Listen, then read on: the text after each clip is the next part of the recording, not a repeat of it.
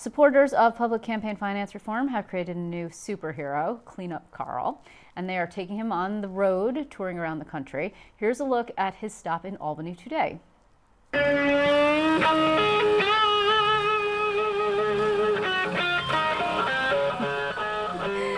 you can see, Carl, the big one, is not a real person, but rather a balloon in a hazmat suit.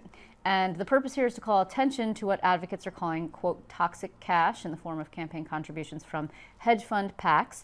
Joining me to explain why, we have Chris Tallent from Mayday America and Jasmine Gripper from the Alliance for Quality Education. Thank you so much for being here. It's good to see you. Tough life.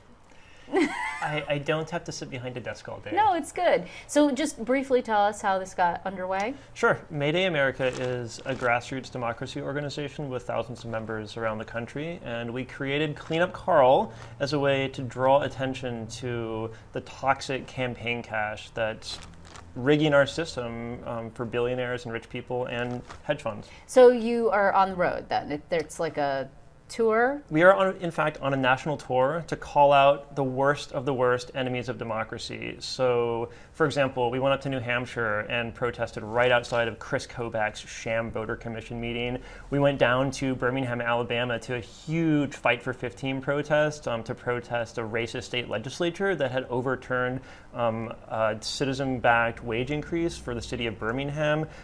We were outside like the Koch brothers meeting in DC protesting the Trump tax plan. So we're really trying, Carl is on a mission to call out, expose, and embarrass the worst of the worst so that we can rally for solutions and do something about it. So there's like a long-standing sort of history here, not necessarily with Carl, but a long-standing practice of inflatables.